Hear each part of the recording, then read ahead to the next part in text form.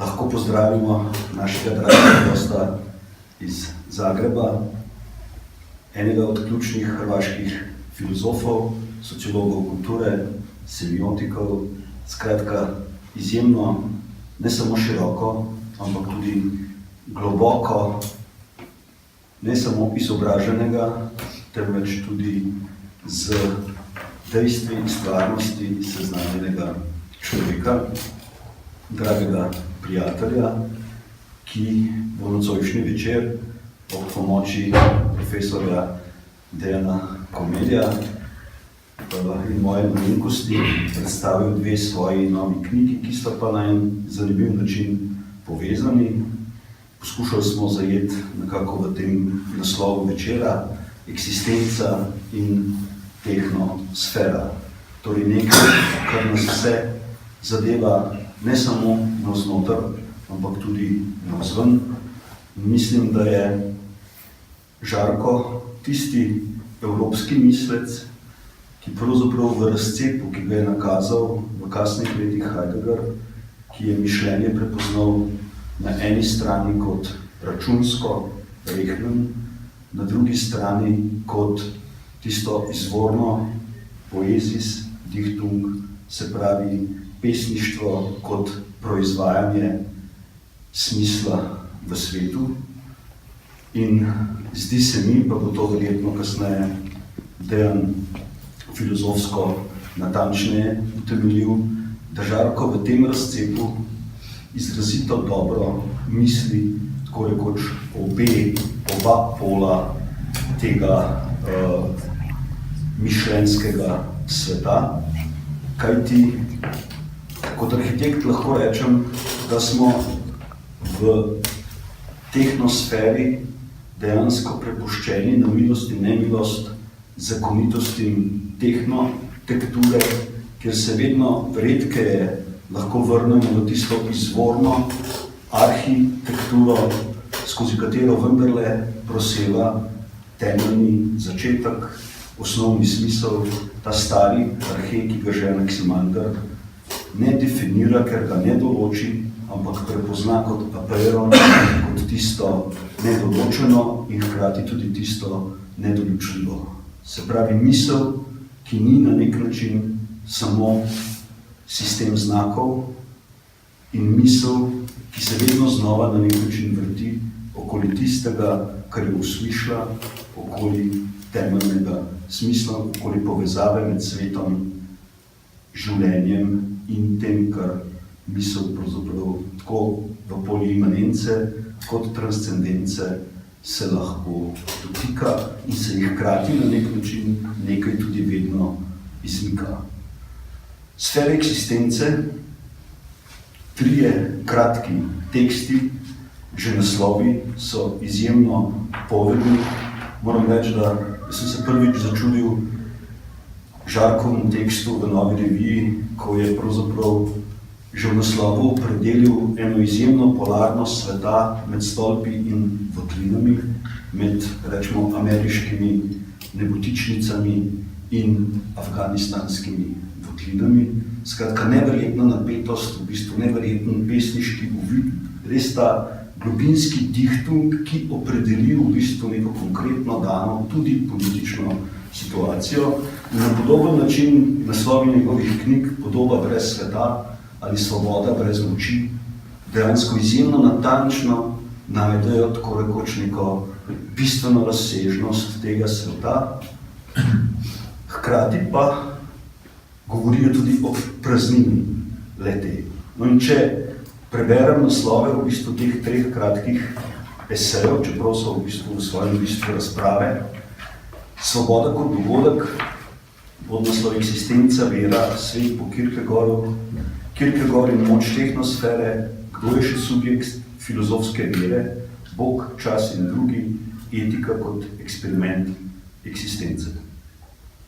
In če mogoče kot prvo vprašanje avtorju podam kar z Kierkegaardovimi besedami, ker on v svoji aforističnosti, mislim, da je mogoče njegova najgloblja prodornost, ko reče, upati si in se ti morda Mislim, če si ne upaš, se ti zamajajo tla pod nogami. A če si upaš, ne, se pravičujem. Če si upaš, se ti morda zamajajo tla pod nogami. Če si ne upaš, lahko izgubiš sebe. In mislim, da v uvodu v metafiziko Heidegger govori o tesnobi, o kateri je seveda prvi spregovoril kot filozofskem pojmu Kierkegaard, da je pravzaprav to tisto, kar nam izmika tla pod nogami.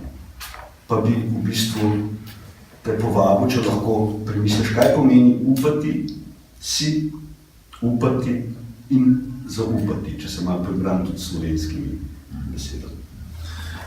Ovako, ja vam prije svega želim zahvaliti što ste večeras došli i što ćemo zajedno, nadam se, ovako zanimljivu večer.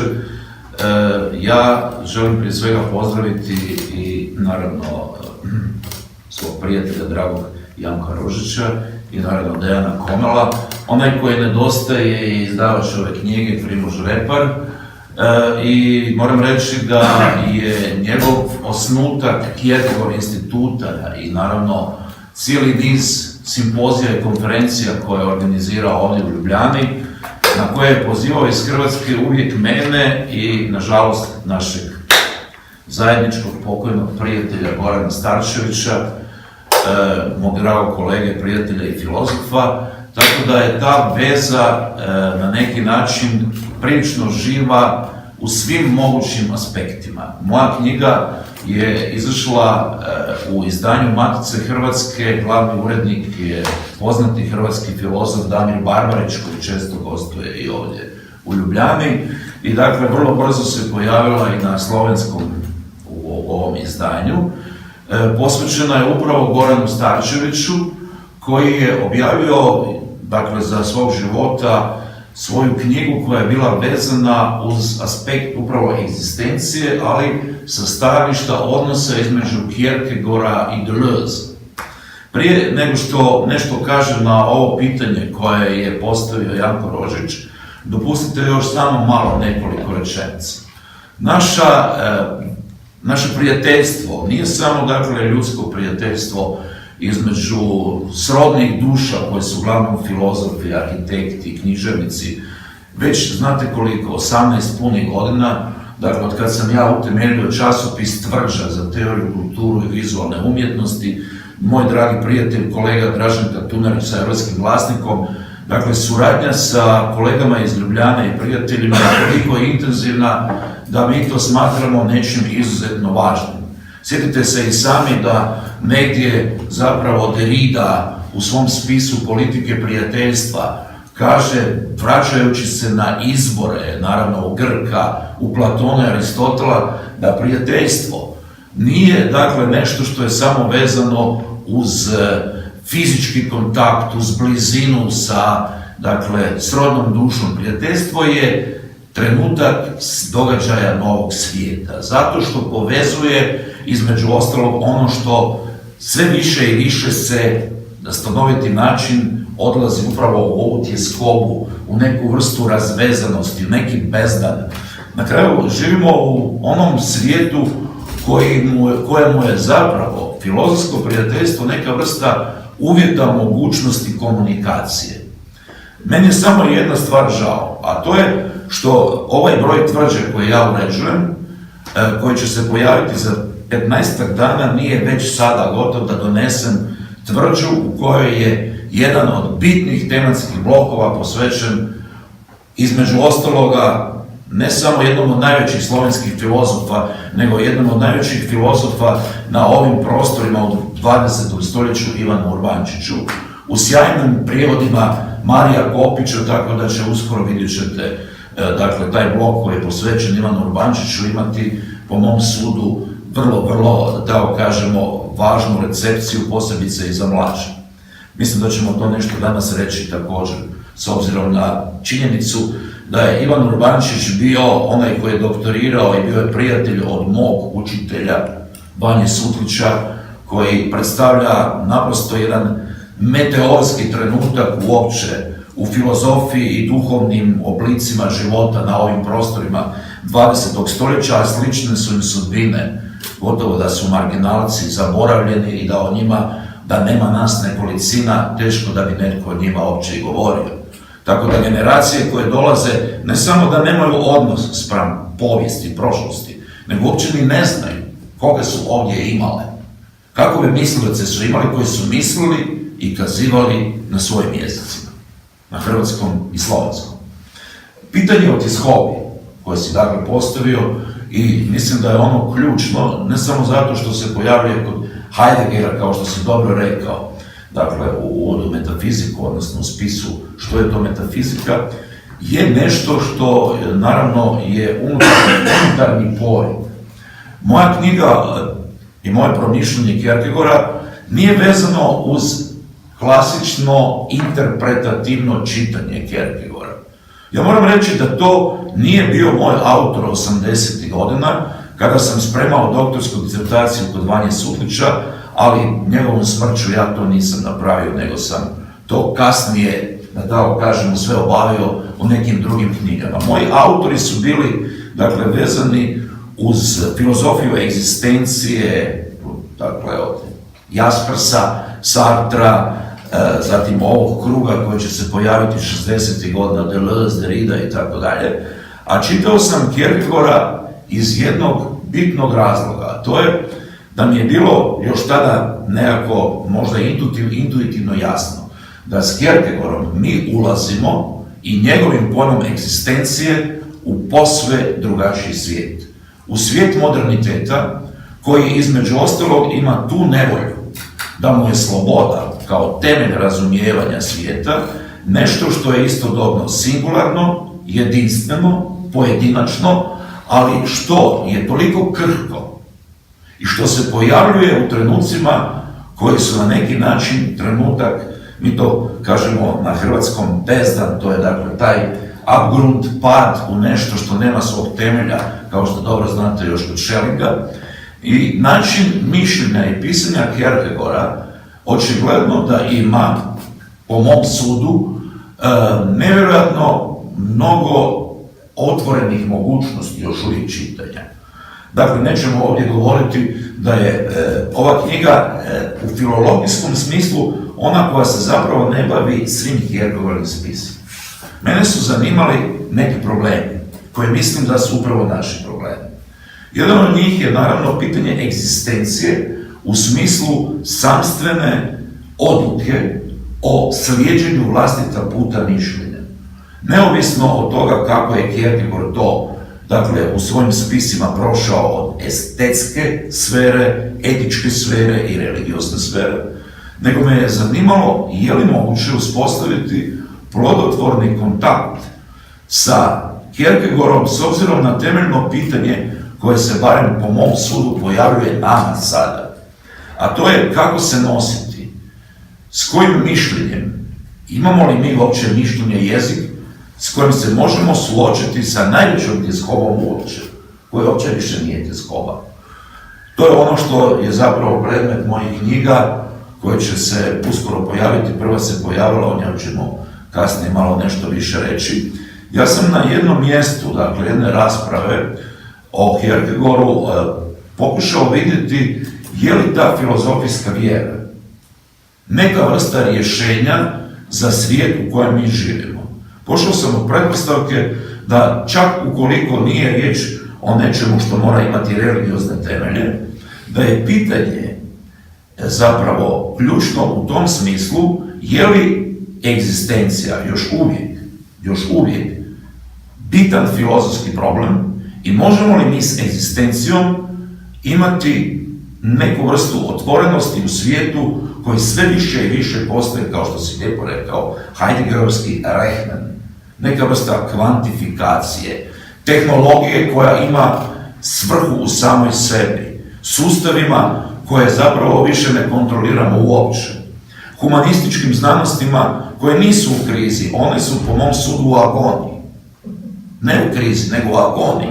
A s druge strane se čini da nikad nije bilo više filozofijskih knjiga, filozofijskih teorija i tako dalje, kao što nikad nije valjda bilo više i religije, ali ja smatram da je to zapravo razlog jedne duboke praznine u kojoj se nalazimo, u kojoj više ne možemo pristupiti drugom čovjeku polazeći od elementarne, rekao bih Heidegger, predontologijske odluke da je drugi čovjek u svojoj čovječnosti, neovisno od svega, prije svega onaj s kojim se nalazimo u dijeljenju iste sudbine, istog svijeta, zajedničkog svijeta i tako dalje. Da završim.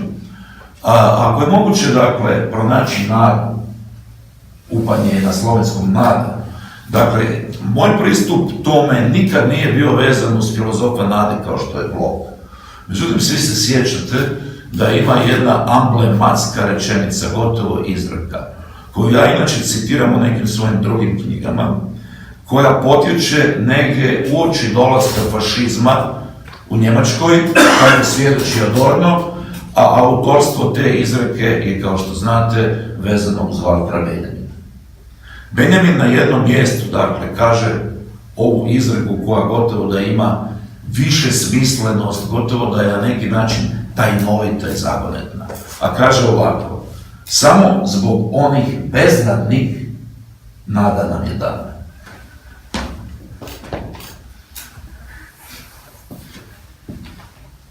V tem srednjem eseju v bistvu odpreš pojem ponavljanja. Se pravi, kratek tekst Kierkegaardov, kjer prepoznaš tako rekoč tudi neke vidike fizike 20. stoletja, relativizma, hkrati pa na nek način lepo izpelješ ponovitev v tem arhaičnem starogrškem smislu, ki je stvarno ponavljanje brez presežka novega, tisto, kar se odpre pravzaprav v ponovitvi ravno pri Kierkegaardu, nekako osmišljanje novega skozi ponovitev. To drugo, ki je sicer isto, pa vendarle različno. Nisam ovdje slučajno spomenuo Benjamina. Na prvi pogled između Benjamina i Kierkegaarda, kao što svi znaju koji se bave filozofijom, nema baš izravnih dodira. Međutim, nije stvar u izravnim dodirima. Mislioci i mišljenja, čak i kad se nalaze u nekoj vrsti, gotovo ako nije polemičnog odnosa, ili čak ako se međusobno ne dodiruju. Sjetimo se šta je ikad rekao Heidegger u Wittgensteinu. Ja ne znam da li ikad išta rekao, možda vi znate. Ali znam da je Wittgenstein nešto rekao o Heideggeru. Ali šta nas to zapravo se treba ticati ukoliko možemo pronaći toponomiju, mjesto u kojem se naizgled različite misaone strukture dodiruju. Jer mišljenje, ukoliko jest mišljenje, ono mora pogoditi svakoga. Ono nije samo stvar osobnosti, dakle ja mislim, imam svoje ime i prezime i napisao sam ovu knjigu, nego je dijalog, kazivanje koje pogađa onoga tko mi je sugovornik i ko na isti način ili proživljava duboko takvo mišljenje ili ga možda na stanoviti način odbacuje. U tom smislu mišljenje možemo usporediti sa strujanjem energije, ne u fizikalnom smislu, nego jednostavno u jednom arhaičnom smislu, dakle ako ostanemo na slikama rijeke koja teče, koja ima svoj izvor, koja odjedanput prelazi sve više i više i postaje divlja rijeka, da bi se na kraju smirila negdje u meandrima i tako dalje prije nego što dođe u more, tako i mišljenje je put mišljenja. I ako imamo sreću da doživimo neke godine, ja već neke godine imam, pa imam pravo na to reći, ja već sa 40 godina bavim ovim poslom, ako to posao jest, je, na primjer, da između Benjamina i Kierkegaarda postoji potpuno jedna druga, dakle, struja, koja će reći ovako: ono što jest ponavljanje, imamo zapravo ponavljanje kao pojam koji se očigledno može shvatiti na dva načina. Jedan je arhajski, to je naravno poznato, dakle, već za povjesničare grčke filozofije, da je to ono što je na neki način imao u vidu upravo Kierkegaard u tom svom malom spisu. Međutim, ponavljanje u ovom eleatskom smislu pretpostavlja krug i kruženje, pretpostavlja ono isto, vitak koji je zapravo na stanoviti način nije pasivan, ali nije ni aktivan. To je jedna koncepcija vremena koja je nama, morat ćete priznati, strana. Zašto nam je strana? Zato što smo mi djeca moderniteta. I bez obzira što god mislili o tom modernitetu, on je ipak bliži onome što Kierkegaard hoće sa pojmom ponavljanja, gdje je ponavljanje vezano uz mogućnost aktualizacije u budućnosti.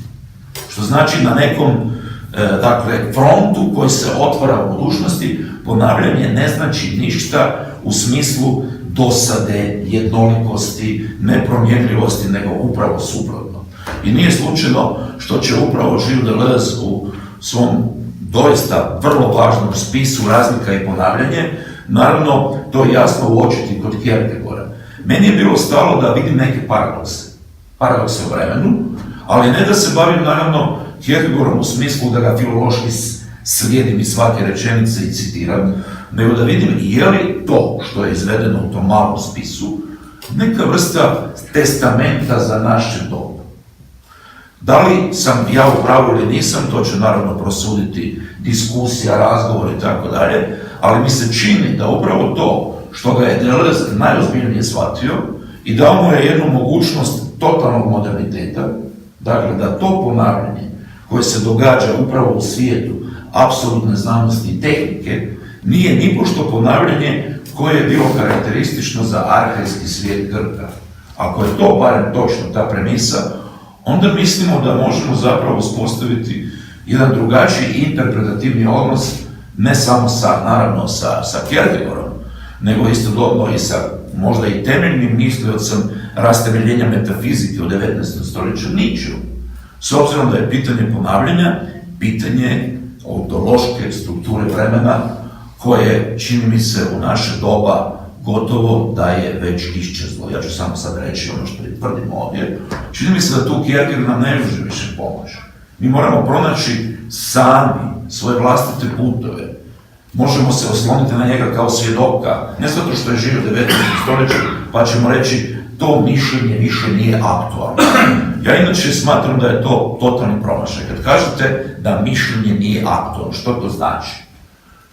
Možete reći da politika nije aktualna u nekom trenutku, ali da mišljenje nije aktualno. Oprostite, kako ne može biti aktualan Platon ukoliko možete pronaći, dakle u Platonu, u bilo kojem spisu, način da to mišljenje jest još uvijek u mnogim aspektima suvremeno.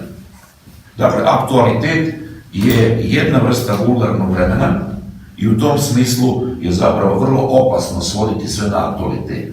Ali možda je bolje otvoriti preko Kierkegaarda, Deleuza i nekih drugih mislaca ono pitanje koje mi u hrvatskoj riječi suvremenost imamo, a u Sloveniji je to sadobnost, tako, s obzirom da je najznačajnija knjiga filozofije 20. stoljeća na ovim prostorima iz 67. godine Vanje Sutlića imala naziv Bit i suvremenost. Pri čemu je Vanja Sutlić na jednom mjestu jasno pokazao, baveći se Platonom, Kolom i Stimeja, da problem Platona, problem ništa, epohalne granice i u fizikalnom smislu, i u kozmologijskom smislu, i u antropologijskom smislu, postoje zapravo nešto što je nama neotklonjivo. To je susretanje s nečim što nije više nihilizam na koji smo navikli u 19. stoljeću. Mislim da je to na neki način zapravo možda odgovor na ovo tvoje pitanje gdje povezujemo tjeskobu, gdje povezujemo prazninu, ponavljanje, ali i nadu, ali na potpuno drugačiji način. Jer nada nije samo očekivanje da će sve biti dobro, ali naravno u budućnosti. Čini mi se da taj aspekt nade treba, po mom sudu, možda lišiti onih afekata koji uz to proizlaze.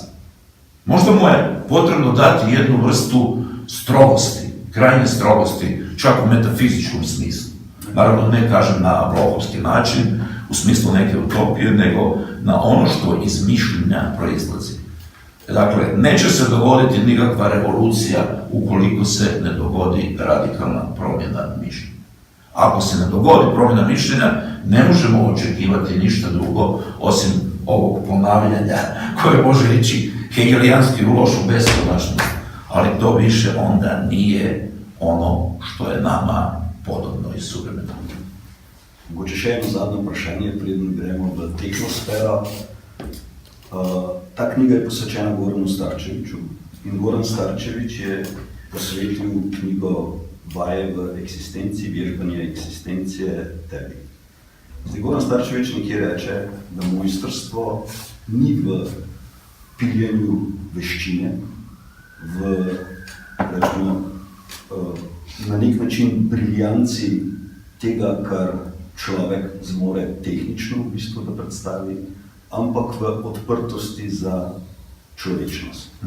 Zdaj je ta človečnost, ki je v slovenščini in v hrvaščini obogatena z vječitostjo, z večnostjo, morda tisti aspekt, ki ga na nek način v svoji zgodovini večnosti omenja tudi Borges, ki je neka drugačna možnost stika s tistim preprostim, kar je več, fenomenološko več, in je napoteno v tisto, kar prihaja tudi nam nasproti.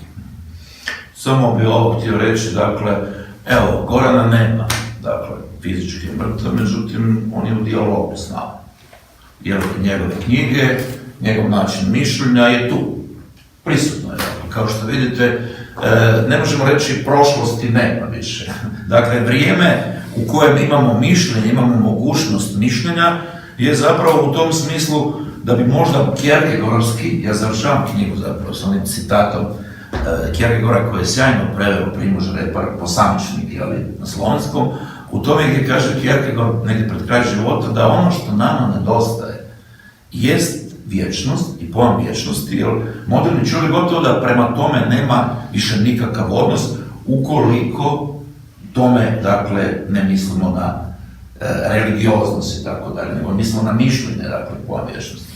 Sad ovako, samo bih htio ovo reći. Mi smo zadnje 3 godine, od kad sam ga ja upoznao do njegove smrti, bili naprosto nerazdvojni kada je riječ o mišljenju, ali kako. Rijetko smo se viđali, sva sreća postoje ovaj internet, kao što je sad postoji, i naravno pisali smo. Pisali smo jer su nas povezivale iste teme. Dakle, i on je pisao o Kierkegaardu i ja. Onda smo napravili jednu temu o Levinasu i tako se on zapravo, koji je mnogo više znao Levinasa od mene, natjerao mene da čitam Levinasa i nastao jedan temat o Levinasu. Dakle, što je taj dijalog sa drugim?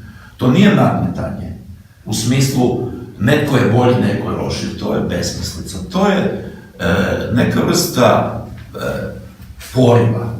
poriva da zajedno s onim drugim misliš da budeš sretan u tome, u tom sretnom času kada shvatiš da je netko pronašao rečenicu.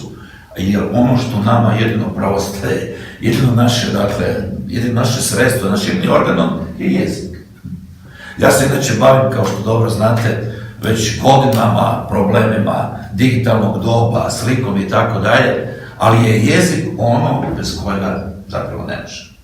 Kazivanje jezika je u tautološkom smislu i sreća, i nesreća, i užas, i ljepota, i sve zapravo u jeziku u kojem jest. I u tom smislu ja mislim da se sve može reći na hrvatskom jeziku, kao što se sve može reći na slovenskom jeziku. Dakle, kod Gorana je to istraživanje išlo u pokušaju da vidi je li ono što se neko zvalo majstorstvo, ali ne u smislu nečega što je elitno, što je ezoterično, nego što je tako jednostavno, što je vezano uz ruku čovjeka, uz dodir, uz nešto što je vezano uz zemlju, uz ono sve što imate kod Heideggera, što je veličina Heideggera, ako ništa drugo, što nam je dao nekoliko slika. Primjerice, sjetite se da u raspravi o tehnici imate jasnu sliku, dijete može vidjeti u čemu je to geštel ili postav. Dakle, ima sliku, s jedne strane je vodenica i mlin, a s druge je hidrocentrala. I to je to. Dakle, nije hidrocentrala bauk, ali to je drugi svijet. Svijet koji ima druge principe, svijet koji nema više pojam ljepote kao što imate kad gledate u bistru vodu i kad je tu vodenica koja je čista, dakle, tehnička struktura, što znači da majstorstvo nije zanat. Majstorstvo je dar. Dar mišljenja dar života i ako postupaš u svom životu smjerno, ako postupaš u skladu s nečim što je tradicija ti ostavila, a da tu tradiciju ne odbacuješ nasilno, onda si majstor, čak i kad loše radiš stvari. Zašto si majstor? Zato što cijeniš sve ono što postoji i bez čega ti nisi moguć. Nisi moguć jer tvoj jezik nisi stvorio ti. Tvoje mišljenje nije samo tvoje mišljenje. U svakom trenutku kad ja izgovorim nešto, ono što me zapravo najviše muči, bojim se da ne ispadnem, rekao bi Borges, kao što si rekao, na kraju će doći na Borgesa, bojim se da ne ispadnem arogantan, bahat, egocentričan, sve ono što u modernom svijetu je na neki način postalo gotovo samorazumljivo. Kaže Borges na jednom mjestu, na jedno pitanje, o razlici između soneta i slobodnog stiha. Kaže Borges ovako, dok si u sonetu, ti si u okviru, ti si u formi, ti si u tradiciji, sonet te nosi, a ne ti njega. Dok si u slobodnom stihu, ti si izložen na milost i nemilost genijalnosti.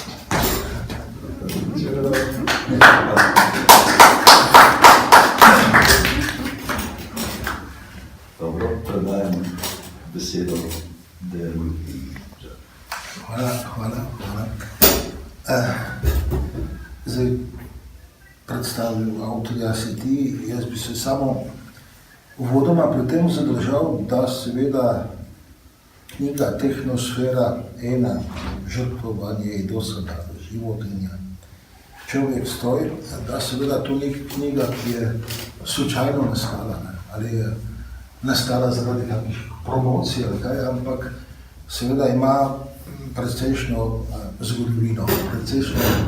zgodovine vaje v mojstrstvu. In tudi ta zgodovina se ne tiče samo osebe Žarka Pajiča, ampak kot je že bilo nakazano v nekega toka filozofije, ki smo mu navzoči tu na širših prostorih nekdanje Jugoslavije, tako od 60-ih let naprej. Torej, sam sem mnenja, da takrat pride do nekega nenavadnega premika v sferi filozofije, ki ga do tedaj ne beležimo in tudi ki težko najde paralele v sočasni evropski filozofiji. Torej, ne gre za to, da bi tu omenjal jugoslovansko filozofijo. Jugoslovanska filozofija sicer se je skušala narediti praksi zgribanje, recimo, se je tako prezentirano in seveda to so vse cenjeni prispevki, ampak tisto, kar je pomembnejše, je, da se je v 60-ih letih izoblikoval nek način premisleka, ki je bistveno odstopal. Preberite si, kaj je bilo še v 50-ih letih napisanega o filozofiji in lahko vidite, kakšna je razlika s prijemom, ki nastopi v 60-ih letih in ki je, mislim, sam po sebi tudi takrat šokiral vladajočo ideologijo marksizma. Ne v tem, da bi se ji zoperstavljal, ampak ker jo je tako dobro povzel na vase, da se, kako bi rekel, tisti, ki so nekako skrbeli za ideološko čistost, sploh tega niso opazili. Za primer lahko tu navedem Urbančičevo knjigo, ki jo tudi obravnavam v tistem bloku, ki bo zdaj kmalu išel v reviji Tvrdža. Namreč njegovo knjigo iz leta 1970 Lenin in imperializem.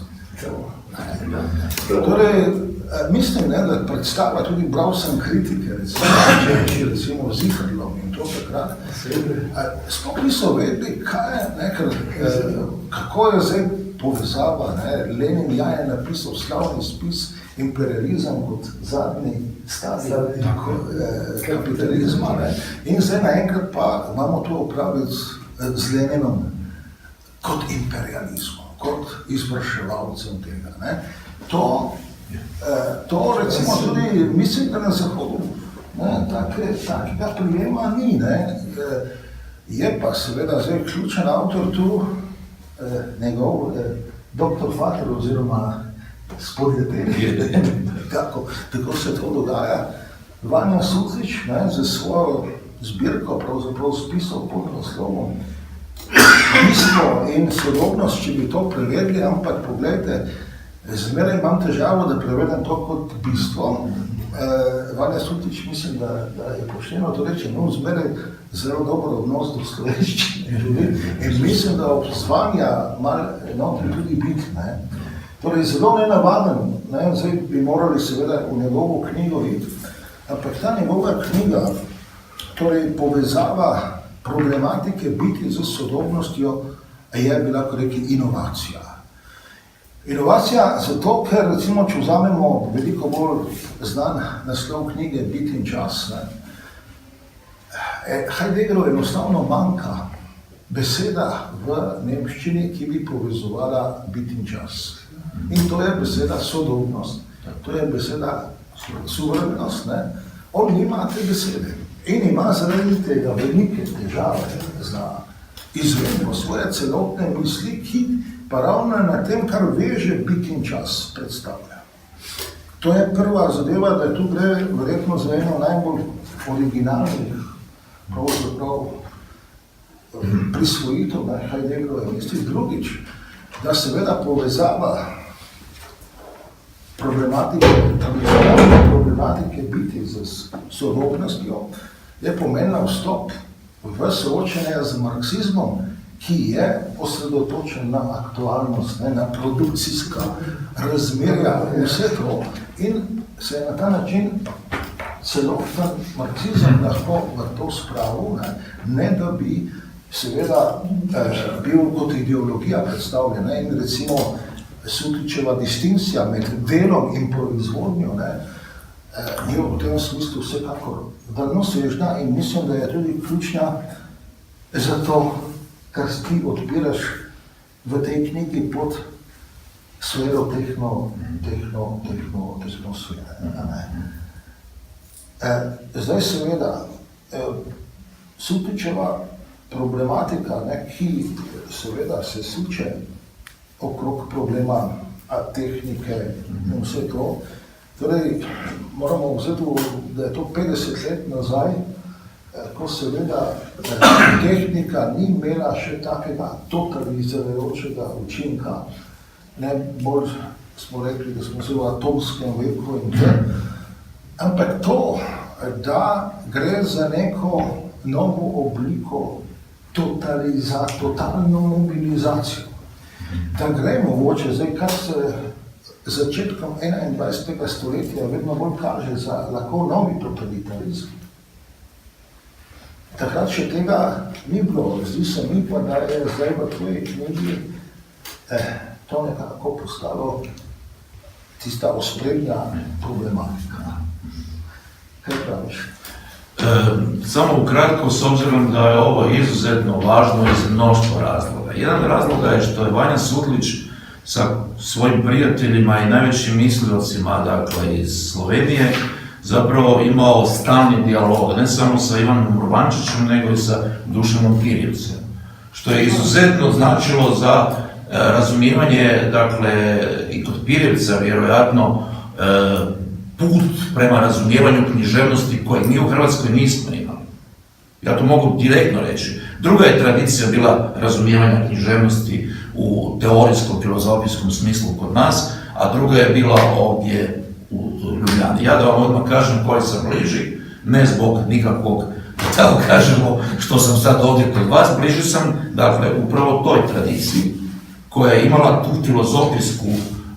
filozofijski pečat, ne samo, dakle, i Heideggera i Nietzschea. I mislim da je to izuzetno važno zbog sljedećeg. Naime, Sutlić je, ne samo što je prvi, učinio to što je rekao Dejan.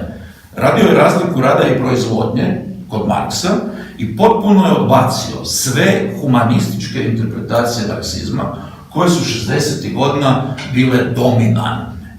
A istodobno je, dakle, već negdje 70. godina radikalno odbacio i scijentističku interpretaciju Marksa, i to ne bilo koga, nego najznačajnijeg, dakle, Altisera i cijelog njegovog kruga. Kao što dobro znate, iz Altiserovog kruga danas imate zapravo Rancièra, koji je toliko na neki način važan, dominantan u razumijevanju estetike i tako dalje.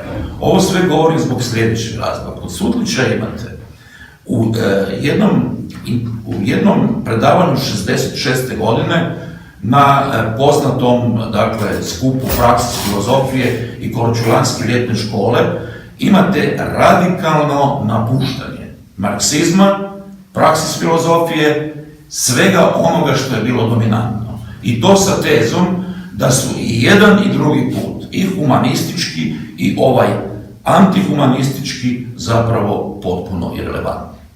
Kada je to netko rekao 66. godine, on je morao platiti ceh na ovaj ili onaj način. Morao je nositi stigmu nekoga ko zapravo je potpuno nerazumljiv, ili je imao stigmu tada da je to heideggerizirajući marksizam, koji je na neki način bila valjda škola koju je trebalo izmaknuti i tako dalje. Međutim, samo još ovo što hoću reći. Ja sam ove godine predstavljao knjigu koju je izdao Filozofski fakultet povodom Marksove obljetnice. Dakle, izašla je knjiga tekstova o Marksu. Ja sam pisao tekst o tome, znajući opet što će se dogoditi. Ja sam pisao tekst o Marksu sa stajališta interpretacija Kostasa Akselosa, koji je među rijetkima kao i Sutlić krenuo iz heideggerijanske perspektive, i Marksa nije analizirao sa stajališta niti ideologije i tako dalje, nego je analizirao ga sa pitanjem tehnike. Što s tehnikom uopće? Treći mislac kog sam analizirao je Gilles Deleuze, koji je ovdje već spomenut, koji mislim da je dao vrlo zanimljiv prilog o razumijevanju, dakle, znanstveno-tehničkog aspekta onoga što se danas naziva globalnim društvom i tako dalje. Ovo je sve važno spomenuti zbog sljedećeg. Često se govori na ovaj način da je Sutlićeva knjiga, koja je nastala 74. godine, i po meni je ona najradikalnija i najznačajnija. To je drugi Sutlić, i ja sam njegov učenik, jer sam ipak po godinama bliži, kad je on počeo, dakle, 74. 5. Ja sam ga kao gimnazijalac još slušao, a kao student prve godine već sam naravno bio na svim predavanjima. Knjiga se zove ovako: Praksa rada kao znanstvena povijest. Podnaslov: uz kripto-filozofijsko ustrojstvo Marksove misli. Dakle, pogledajte strukturu: praksa rada kao znanstvena povijest. Što je to? Bitak i vrijeme. Praksa rada je bitak, znanstvena povijest je vrijeme. Kakvo? Apsolutno vrijeme aktualiteta, tehničko vrijeme u kojem više nemate odnos ni spram prošlosti, a budućnost je aktualizacija sadašnjosti. Što je praksa rada? Sutlić je pokazao kroz minucioznu analizu, ne samo Marksa, nego Aristotela, Hegela i tako dalje, da pojam praksisa nije, dakle, vezan u užem smislu ni uz etiku, ni uz politiku, nego je vezan uz teoriju. Praksa koja postaje teorijska realizirala se, kao što vidite, u 21. stoljeću pod pojmom tehnoznanosti. Mi živimo u doba koje ipak niti Heidegger, ni Sutlić, niti Urbančić nisu mogli, po mom sudu, još otići korak dalje, a da su otišli još korak dalje, to bi značilo totalno napuštanje i filozofije, metafizike, zbog čega, ako smijem sad i to htjeti reći. Dakle, ja sam se pokušao tim uloviti u koštac, da li sam uspio, ne znam. Reći ću vam, ovo je prva knjiga, treba izaći još 4 knjige. Druga knjiga je posvećena kibernetici, filozofiji informacije, posthumanizmu i transhumanizmu. Bavim se tu, naravno, Simondonom, Stiglerom, kasnim Wittgensteinom zbog pitanja jezika.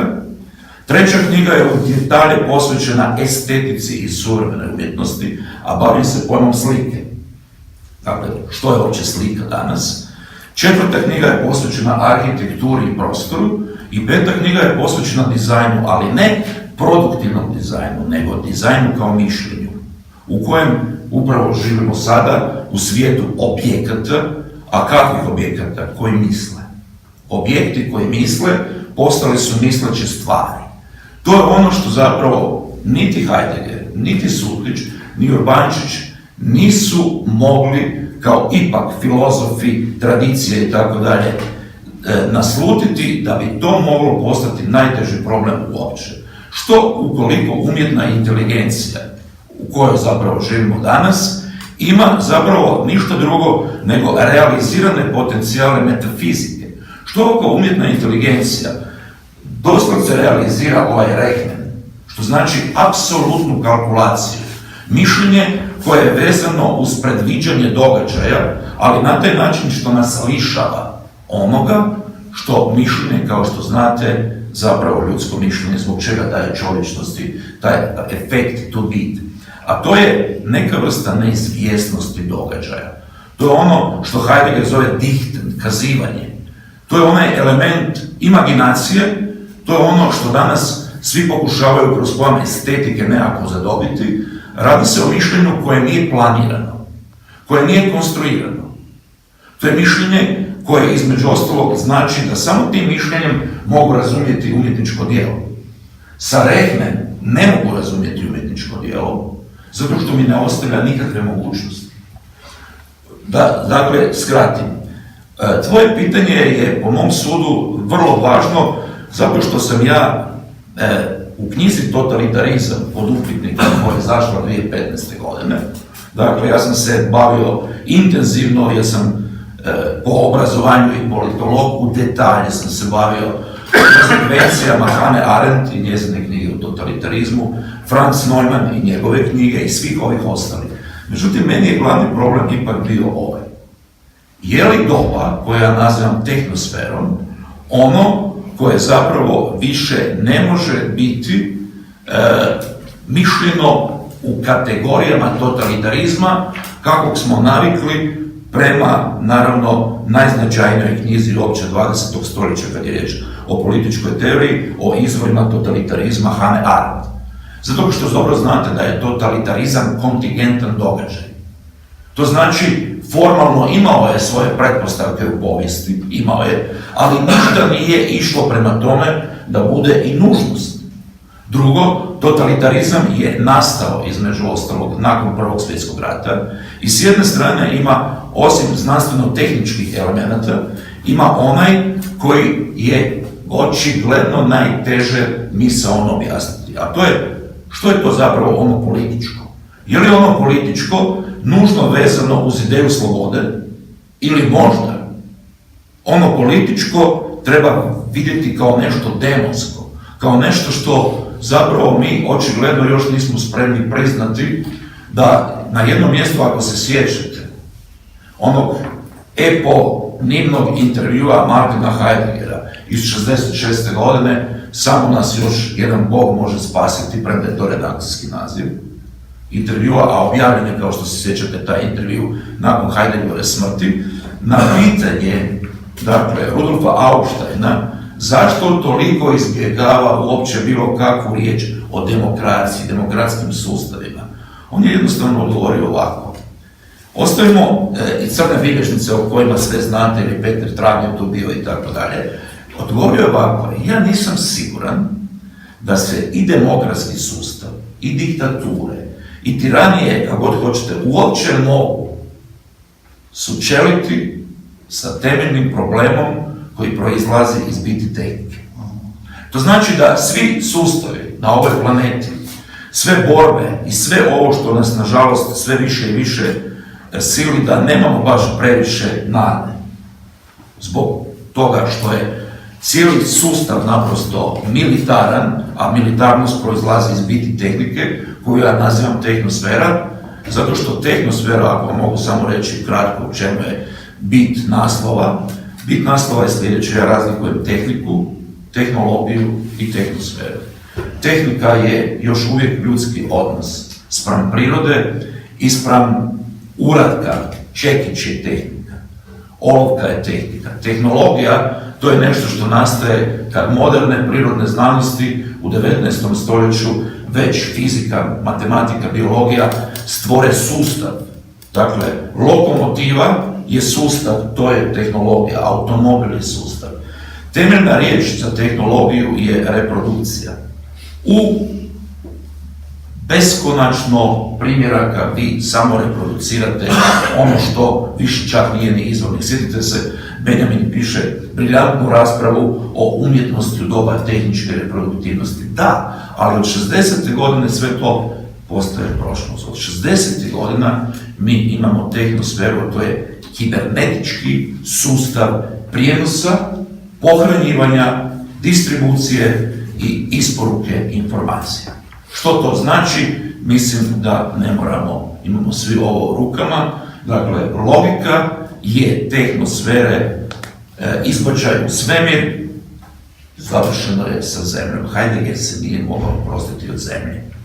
Mi imamo, dakle, mišljenje sad koje iz tehnosfere direktno znači osvajanje novih prostora za koje više jezik metafizike nije niti dovoljan, a ne možete zapravo njime više ni baratati kad je riječ čak i takvim stvarima, kad je riječ, na primjer, o tome imamo li mi još uvijek bit čovjeka koju su mogli stari metafizičari bez problema jednostavno reći.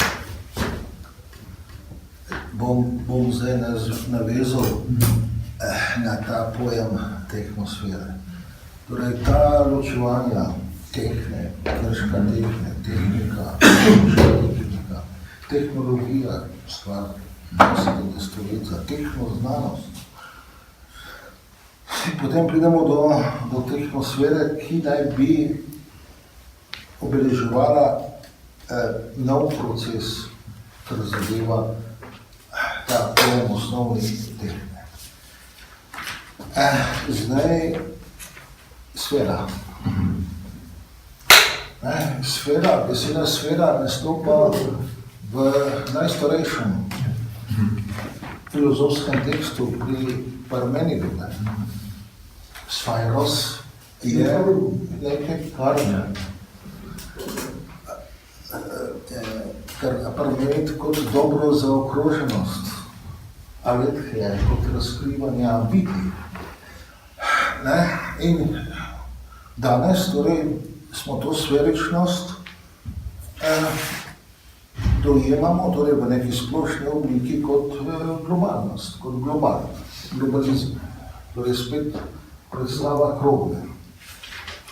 Način, kako pa ti uporabiš to besedo sfera, ne spominja bolj na tisto, če mu recimo en Tarkovski pravi zvona, če mu pravi Foucault in potem Agamben biopolitika, torej Heidegger Gestell, torej vsi ti poskusi, da se nek proces zajame in mogoče, da moramo se spet vrniti k Vani Sukliču, on govori v bistvu in sodobnosti o samokroženju absoluta. Kroženju okrog niča, ne da bi ta nič sploh bil prepoznan. Torej, zdaj, kakorkoli gledamo, torej ta sferičnost, te tehnosfere ima karakter ene absolutizacije.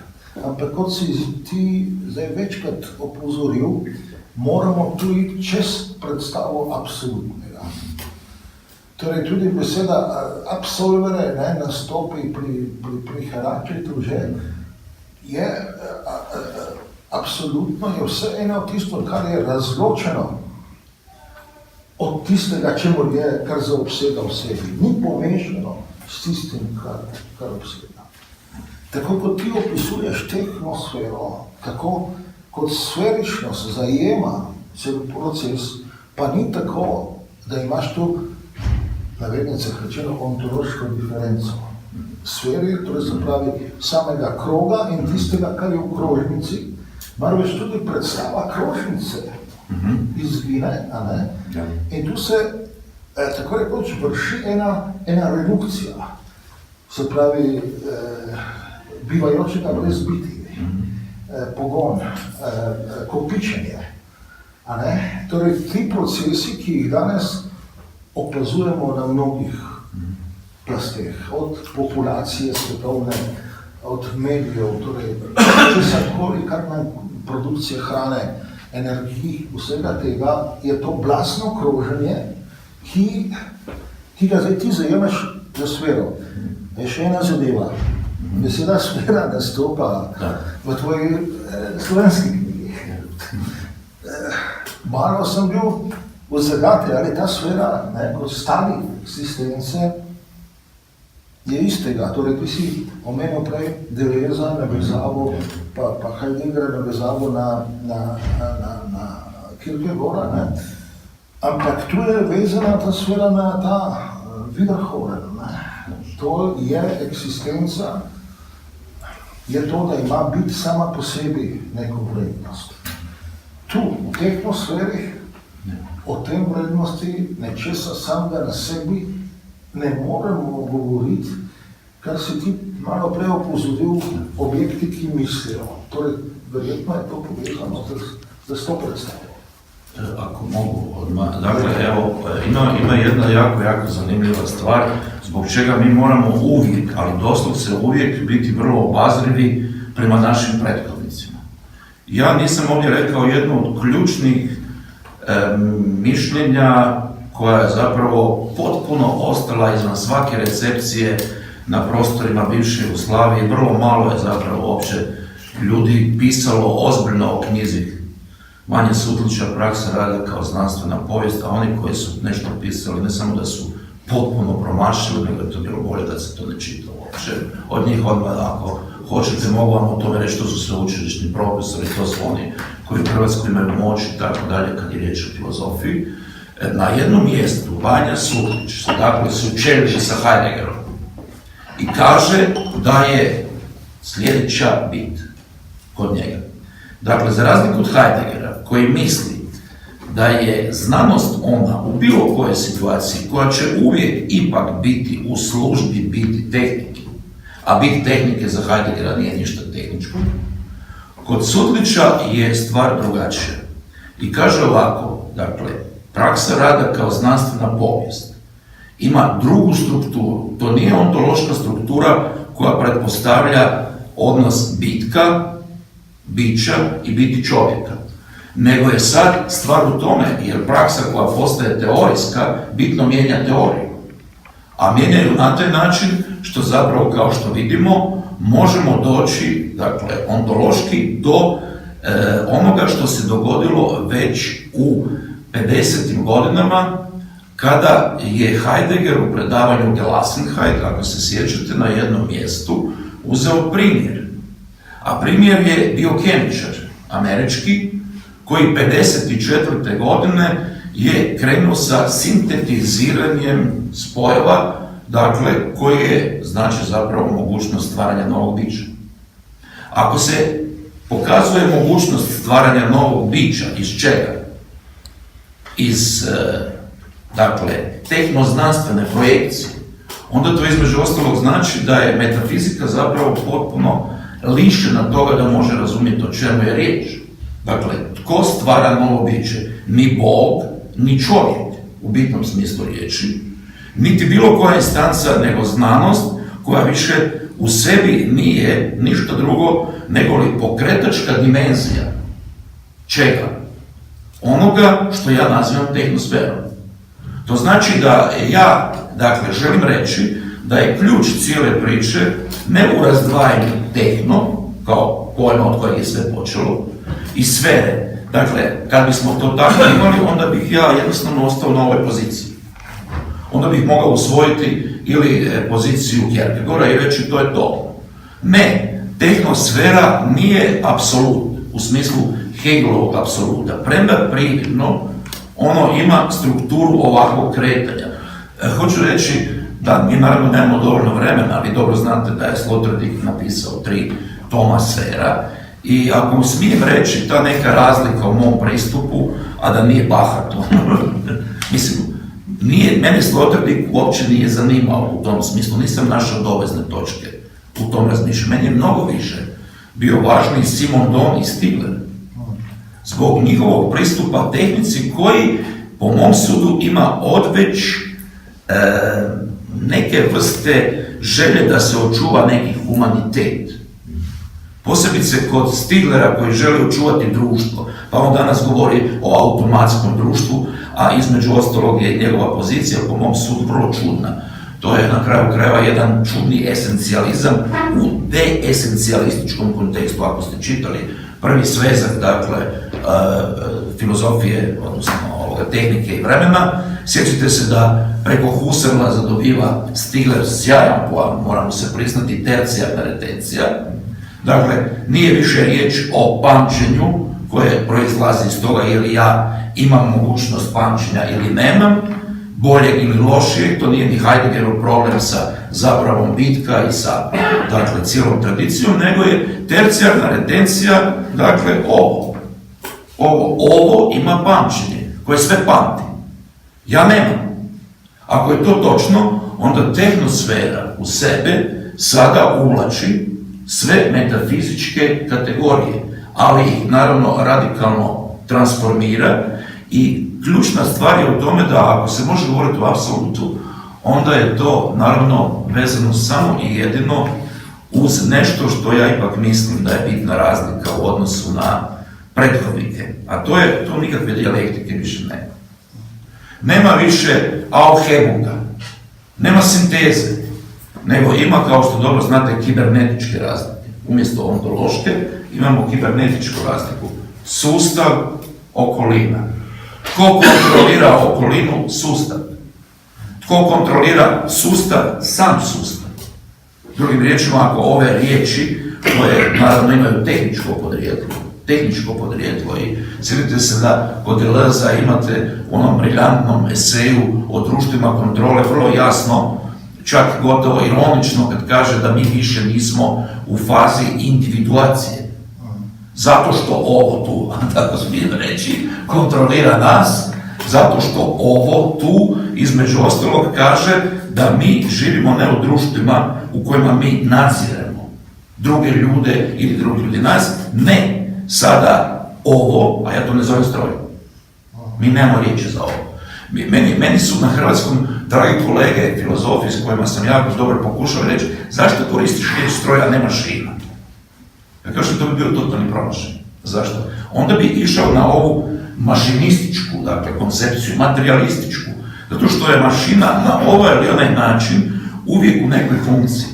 Stroj u hrvatskom, kao što dobro znate, pretpostavljam da je na slovenskom, ima mnogo većih mogućnosti. Stroj je, tako je, ustrojstvo, Verfassung na njemačkom, stroj nije samo tehnička, dakle, organizacija neke stvari, nego i društvena i kulturalna. Biti u stroju, to je koristio upravo Goran Starčević. Dakle, vrlo jednostavno, ako je kibernetika, logika društva kontrole, onda mi nismo više subjekti. Što znači da nismo ljudi u tradicionalnom smislu riječi. Nego što smo? Neko će reći, naravno, vrlo radikalno, mi smo, dakle, brojevi u sustavu, no naravno nismo u totalitarnim, dakle, režimima, koji izvršavaju naredbe na koje se ne mogu oglušiti. Ako smijem samo jednu stvar reći ovako. Ja studentima pokušavam dati neke slike, primjere, jer su ovo preteški pojmovi za njih. Kažem, pazite ovako, ja sam potpuno najzad, čini mi se barem, normalan čovjek. Dakle, nije me baš lako isprovocirati.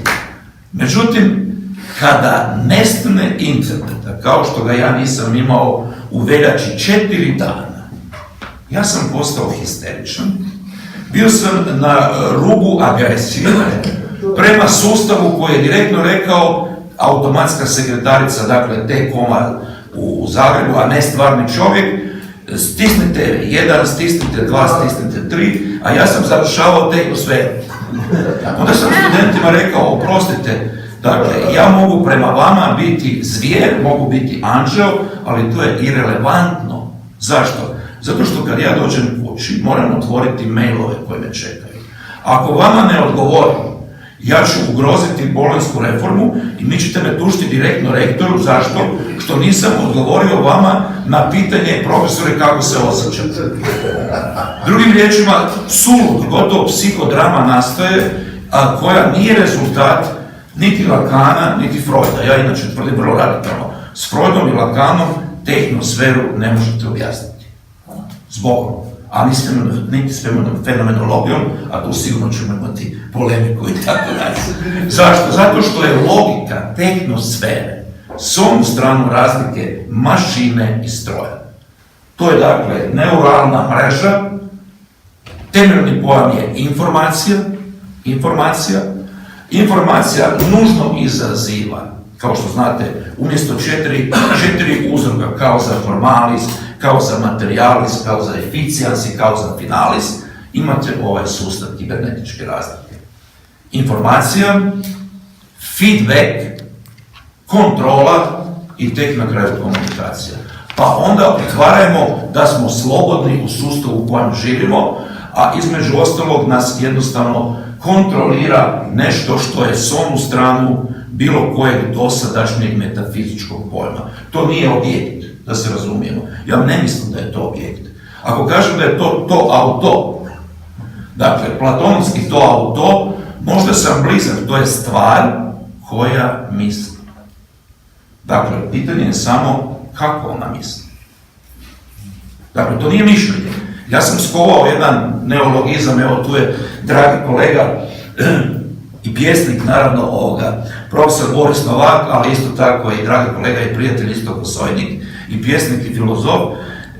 Ako je ovo što mi nazivamo mišljenje, ono koje normalno fizičke tradicije ima svog smisla, ima svoje kretanje, što je onda ono što misli tehnosfera, dakle najnoviji proizvod umjetne inteligencije, Android i tako dalje.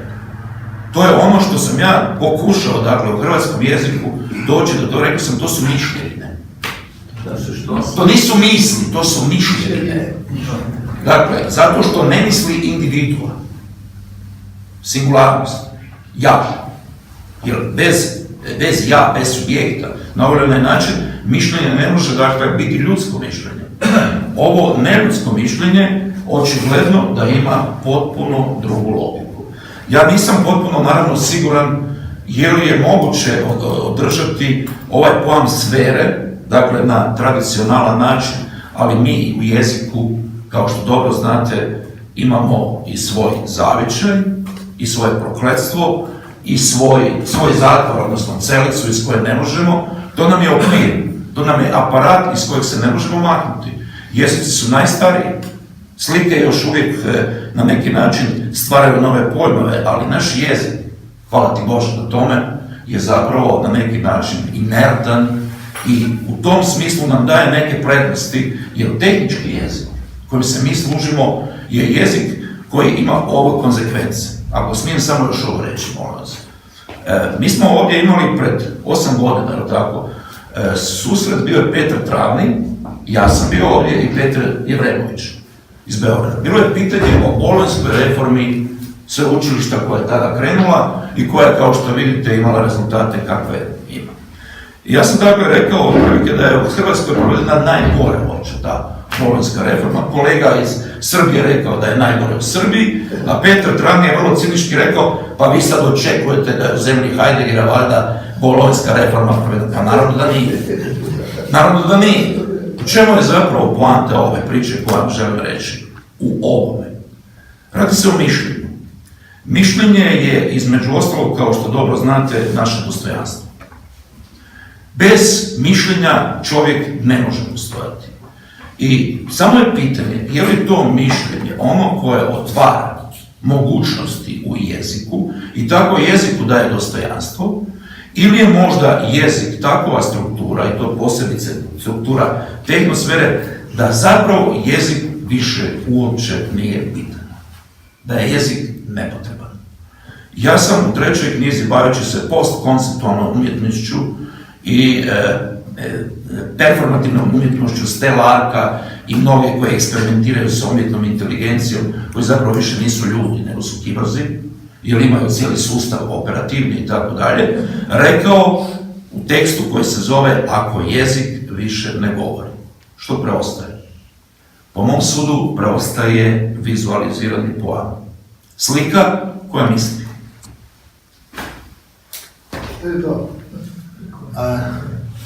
zdaj si v tem delu ekspozeja si se dotaknil tega človeškega mišljenja. Zdaj recimo podnaslov tvoje knjige Žrtvovanje in dolgčas bi skoraj šel bolj podnaslov te knjige, da bi pričakovali, da zdaj tehnosfera ima kakšne veze z žrtvovanjem in dolgčasom. Vendar pojem žrtvovanja kaže, da je to, kar nas zadeva kot tehnosfera, nekaj, kar trpimo. Torej, to je neka patnja, nek patos notri, ki se dvigne vse do žrtvovanja. Ampak dobro, kaj ima žrtvovanje opraviti z dolgčasom? Mislim, da je odgovor se skriva potem v še enem delu podnaslova žival, človek, stroj. To je nekoliko varirana antropološka lestvica, kamen, rastlina, žival, človek in mogoče še Bog, ampak to je zdaj stroj.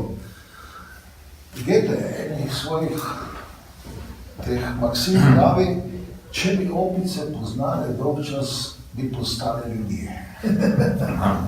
Zdaj, težko pa rečemo, če bi stroj, tako kot si prej rekel, če bi stroj poznal dolgčas, bi postal človek. Ne moremo reči. To je zdaj problem umetne inteligence do te mere, ker zdaj ti opozarjaš, da je to nepovraten proces. In da je zdaj to, kar je, kdo je ta žrtev tu notri in zakaj je to dolgčas, je praktično, da humano izgineva. Tisto, kar trpimo, je izginevanje. Humano, tako da izumre neka živalska vrsta, če ne bomo primerjavati. Mi, humanisti, smo primorani pisati, da je humanizem, posthumanizem, torej je ta pridelek post postal nekako obvezen, samorazumljiv. Kako je zdaj z vidika tega izginevanja možno razumeti dolgčas? Prej si rekel, da Štiplerjevo knjigo si omenil, tehnika in čas. Torej, ne samo, da ima opraviti z nekim trpljenjem, ampak če je čas a priorna forma trpnosti, torej pasivitete po Kantu, potem seveda je tu neka povezava, ki jo ti z vidika, da jim reči, to ni antropologija, ampak je tisto, kar spada v definicijo humanega, če gledamo s te strani, če gledamo strani človeka, prej smo gledali recimo strani biti, sfere. Kaj pomeni zdaj to dogajanje? To ni dogajanje, to je procesuiranje človeka, krvniljenje, kako? Ovako, ukratko. Dakle, ova prva knjiga se bavi formalno, ali naravno i sa detaljnom analizom nekih mislica. Dakle, Heideggera me naravno zanimalo ono pitanje koje se čini da on ipak nije dobro riješio i zato je cijeli niz kritika, kao što znate, u zadnjih 20 godina došlo. Prvo je to počelo još sa Derridom, pa je cijela struja ovih animal studies zapravo pokazivalo da Heidegger je na neki način gotovo zapao u neki metafizički antropocentrizam, jer nije mogao iz svog razdoblja Zajta doći do zagonetke životinje.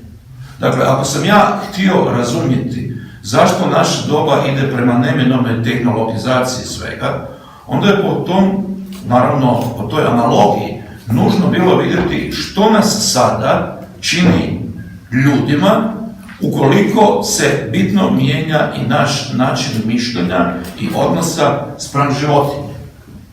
Dakle, kako uopće možemo doći do pojma humanizma ukoliko ne razjasnimo da li između ostalog to znači prihvaćanje Descartove pretpostavke od novog vijeka da su životinje automatoni, da su životinje svedene na neku vrstu čiste emocionalnosti i mehanike, jer kao što dobro znaš, Heidegger, ako ništa drugo, u Zajtu je napravio po mom sudu, revolucionarnu stvar, što je 3 znanosti potpuno radikalno gotovo odbacio, koje bi trebale nešto reći o biti čovjeka. A to su biologija, psihologija i antropologija. Ako je za biologiju naravno već imao pretpostavke zato što je istodobno Exkill, ili kako se već on zove, dakle, napravio briljantnu analizu, sjetite se, u zadnjem sajtu ima ona priča o onom, kako se zove, Krpelju. Krpelju, dakle, koji također ima neki... Da, Krpelj se na hrvatski kaže, Krpelj zna biti jako, jako opasan. Zašto je to Heideggeru bilo potrebno? Pa da vidi što zapravo znači ta elementarna životnost. Jer, kao što se sjećaš jako dobro, ta kritika biologizma koju je on sjajno izveo, ta kritika psihologizma nije mogla završiti bez kritike antropologije. Zašto? Zato što je antropologija na neki način u 20. stoljeću, posebno filozofska antropologija, izašla iz okvira klasičnog razumijevanja čovjeka i došla je na ovu horizontalnu dimenziju. Ja mislim osobno da je primjerice Plessnerova definicija čovjeka kao ekscentrične pozicionalnosti u tom smislu paradigmatska. Dakle, nemamo više središta, nemamo položaja u kojem čovjek zauzima ovu ili onu poziciju gospodara, nego je uvijek riječ o razmještanju tog središta. Međutim, Heideggeru ni to nije dovoljno. Vrlo jednostavno zato što smatraš da je znanstveno tematiziranje čovjeka uvijek na ovaj ili onaj način, unatoč svega, ono koje ne pogađa biti čovjeka. U ovom slučaju, to se još više može reći za životinju. I zato je tajna životinje, između ostalog, nešto što nas očigledno još uvijek muči. Rezultat je neurokognitivnih istraživanja, suvremene znanosti koje se bave mozgom i tako dalje. Sjetite se da su došli do takovih otkrića koje između ostalog kažu da između čovjeka i genoma miša gotovo da ne postoji bitne razlike. 5%. Tako. Ali međutim, ako i ne postoje te razlike horizontalne, postoji jedna druga. Da li je to ontološka razlika? Ja nisam siguran. Ali u svakom slučaju postoji nešto što nije više stvar da mi života ne tretiramo niti kao objekt, a niti tako da ju na neki način, kao što je mislio Rilke, kojim Heidegger to zamjera zapravo gotovo kao u bajci, pretvaramo u neku vrstu pitomog ljudskog stvorenja. Dakle, radi se o onome što se inače zapravo zove posebice, to imate kod Levinasa taj izraz, nesvodljiva bit, koju ne možete svesti ni na što tipo analogije. U tom smislu ta zagonetka sad dobiva jednu drugu dimenziju. E sad, vrlo jednostavno, žrtvovanje je nešto što očigledno nema samo ovaj aspekt, dakle, koji je vezan uz povijesnu dimenziju ljudskosti. Gole, pretučene, prolivene urinom i spermom i naravno šok koji je nastao je bilo pitanje je li to moda. Dakle, ista je logika stvari. Žrtvovanje je nešto što je utkano i u sustav tehnosfere, ali očigledno ima sekularne elemente. Ja sam našao neke sjajne tekstove naravno o tome i nije Bataille jedini. Dakle, sa svojim bitnim spisima od toga, kao što znamo, kod Bataillea je logika stvari vrlo jednostavna, on tako kontrastira što je predmoderno društvo, što je moderno društvo. Na kraju krajeva kapitalizam, kao što je jasno pokazao Walter Benjamin, ima element žrtvovanja, samo je to žrtvovanje, naravno, u ovom aspektu profita i tako dalje, naravno, raspoređeno na one koji su uvijek žrtvovani na ovaj način.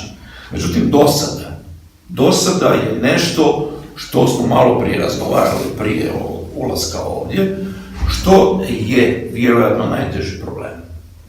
Ja bih ti mogao ovako odgovoriti sa Belom Hamašem na Goethe. Kad se čovjek kao i lav najede mesa, pa se napije, on obično zaspe.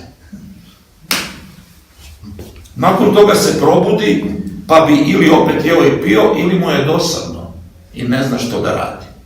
Iz dosade, iz tog trenutka koje se zapravo pokazuje da je trenutak koji gotovo ima karakteristiku jednog pseudo događaja, radi se o nečemu što povezuje nas kao umna i osjetilna bića sa nečim što nadilazi naš horizont kao ljude. Do sada je fenomen koji očigledno ima nešto mnogo važnije nego što je Heidegger prepoznao, jer joj nije posvetio dovoljnu pozornost da kaže da životinja ima dosadu, ali je način dosade takav da između ostalog iz toga ne stvara svijet.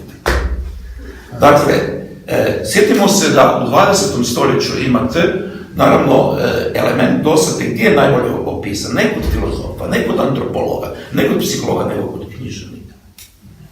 Čehov i Beckett. S jedne strane čekanje, kad je riječ o dosadi, ali to čekanje može ići u lošu beskonačnost. Ako Čehova utonulost, u stalno ponavljanje koje na neki način je zapravo kreativno, vrlo kreativno, na kraju krajeva ne bismo toliko voljeli Čehova. Meni se čini da ovaj pojam dosade koji sam ja tu pokušao razviti nadilazi ontološko iskustvo i ja mislim da on danas prelazi na temeljni problem. Apsolutno temeljni problem koji na hrvatskom nazivamo riječju ravnodušnost. Ravnodušnost. Nije problem više niti skoba, nije problem više niti dosada, problem je u ravnodušnosti. Ravnodušnost je ona koja ima psiho-ontološku strukturu. Ne tiče me se tvoj problem, to je problem države, imigranti na primjer. Nek ti država to riješi. Ne tiče me se tvoj problem, to je problem humanitarnih organizacija. Dakle, drugi, toliko slavljen od Levinasa i tako dalje, je zapravo gotovo sveden na fiktivnog drugog koji me zapravo ne zanima. Nastaje jedan novi oblik narcizma koji mislim da je zastrašujući. Taj narcizam isključivo nastao zahvaljujući tehnosferi. On je postojao u smislu tendencije, ali nije razvio ove potencijale. Samo na kraju ovoga jedan primjer, ako hoćete. Ja sam nužno ovdje morao neke autore rehabilitirati, dati veći značaj, nego što sam, kad sam ih prvi put čitao, mislio da zaslužuju. Jedan od njih je Baudrillard. Baudrillard je napisao briljantan esej, fantastičan. Zove se Ekstaza komunikacije. On je iz 1984. godine, dakle, tad je nastao internet, nije znao za digitalno doba. On govori o satelitskoj samoći. On govori o ekranima. On govori o mreži i na jednom mjestu koristi pojam interaktivna samoć. Zar to nemamo svi više manje u svijetu u kojem živimo? Gdje smo formalno sami, 24 sata, ali ne spavamo jer smo stalno u komunikaciji s nekim drugim. Što znači da je rezultat zapravo gotovo bi se reklo paradoksalan, da sama tehnosfera ne proizvodi samo tehničke uratke. Ona stvara, ajde da tako kažemo, novo nesvjesno. Stvara elemente raspoloženja, štimuke, čak između ostalog i dovodi do toga da je ravnodušnost postala planetarni fenomen, jer kao što dobro znate, upravo zbog toga i između ostalog etika više na neki način nema svoje utemeljenje. U doba ravnodušnosti sve su etike svedene na čistu utopiju. Samo še to ravnodušnost. V Nikomahovi etiki govori Aristotelov megalopsihija, veliko duši, vele duši. Imaš tu mogoče neko komparacijo, ker mislim, da glede na to, kar opisuješ, je vse v slovenščini, tako kot zveni ravnodušnost, je v ravnodušnosti še zmeraj predpostavljena neka duša. Kot so mislim, mogoče celo bi bilo treba zadobiti še nek izraz. Torej, ta ravno me na sfero spominja. Ja mogu samo ispričavam se što ću ti opasati. Postavio se izvrsno pitanje naime o totalitarizmu i tehnosferi. Međutim, totalitarizam nije samo pitanje dakle, znanstveno-tehničkog svijeta koji sve više i više postaje, vidimo u Kini na kraju, vidjeli ste ovo što se događa u Kini, gdje je direktna zapravo potvrda vladavine apsolutne tehnosfere, dakle, zahvaljujući mogućnostima informacijsko-komunikacijskih tehnologija, imate zapravo zastrašujuću situaciju koja naizgled se vodi u ime sreće i slobode pojedinca. Dakle, kontrola, koliko si išao, gdje si bio, šta si vidio u Zagrebu, u Sloveniji, jesi prešedna 5 put slikao ili jedan put, dobivaš bodove zbog toga i tako dalje. Ne, ovdje se sad pojavljuje jedna druga veza. To je jedna druga veza između tehnologije i psihe. Dakle, Aristotel, kao što dobro znaš, u svom sjajnom spisu, koji je, čini mi se, možda važniji od svih njegovih spisa za danas. Zašto? Zato što ako se kaže u prijevodu na hrvatskom da je duša na neki način sve bitan, onda se može reći da u svemu što činimo nema duše. Da je ovaj svijet tehničkog vladavine bezdušan, što ne znači da nema druge oblike psihološkog djelovanja. I ako u svemu što se događa danas nema duše, onda između ostalog je zapravo temeljni problem, ne više filozofijski, nego je, čini mi se, temeljni problem zapravo može li se vratiti ono što je tako, rekao bih, Nietzsche velikodušno žrtvovano na oltar napretka, a to je jednostavnost u ljudskim odnosima i neka elementarna duševnost. Hrvatska riječ duševnost je briljantna, sjajna. Dakle, kad kažete psiha, tu ste već u problemima, ili s jedne strane se vraćate ili na Aristotela, a to nije naš svijet, a s druge strane je tu psihologija. I to psihologija 20. stoljeća koja je naravno krenula u dva smjera, jedan je naravno Freudov i Freudova psihoanaliza koja, kao što znate, se uopće ne primjenjuje u psihijatriji.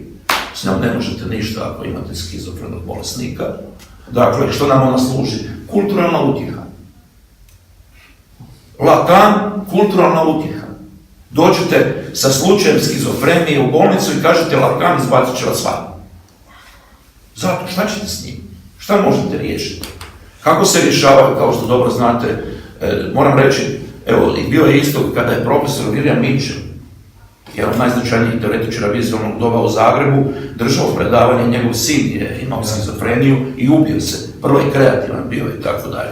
I rekao je, to je meni enigma, dakle, kako objasniti u svijetu u kojem jesmo, u svijetu vizualnosti apsolutne, da zapravo neki elementarni oblici, dakle, ono što nazivamo bolešću, faktički su gotovo enigma za pristup koji mi do sad metafizički imamo. Da, ali se on rješava tehnosferom. Rješava se između ostalo, kao što dobro znamo, tabletama i rješava se istraživanjem genetske strukture. Dakle, geni plus informacija, mogućnost preboljevanja. I da završim, u žrtvovanju je temeljni pojam, dakle, na neki način uvijek bio onaj kontrastirajući s Leibnicom, to je teodiceja. Filozofsko razumijevanje, dakle, iskupljenja, filozofsko razumijevanje prosvjetljenja, providencije i naravno opravdanje kršćanstva u bitnom smislu riječi. Sloterdijku moram doista ovdje reći da je skovao fantastičan pojam i to u knjizi Nietzsche, mislilac na pozornici. Skovao je pojam koji se zove alodiceja. Umjesto te odiceje, problem je kako savladati bol. Bol se, dakle, ne može više trpjeti, bol se ne trpi, nego ga se strategijom medikamenata tehničkim putem nastoji odstraniti. Ako je to, onda smo izgubili neke elementarne oblike misaonosti, osjećajnosti i duševnosti, ili je bol na ovaj ili onaj način izvor zapravo cjelokupne metafizike. Sjetimo se Schopenhauera i njegove analize, zapravo je on na neki način preteča onoga što ćemo imati u 20. stoljeću kod nekih bitnih književnika, mislioca, gdje posebice veliko slikarstvo bez boli gotovo da ne može. Da. ali i slikarstvo. Sjetimo se da u tom čak govore i tragični, da tako kažem, umjetnici 20. stoljeća, da je bol neka vrsta, dakle, trenutka, događaja koji ulazi u ono što je najveća enigma, i to filozofija teško da ikad je mogla bitno što reći, to je stvarno. Mislim da to treba prepustiti, ne biti ohol kao filozofski estetičar i reći slušajmo umjetnike, učimo od umjetnika. Zato što su svi naši pojmovi htjeli ili ne htjeli neka vrsta tiranije nad ovoga izvornim iskustvom. Koliko tiranije? Da. Mislim da prepustimo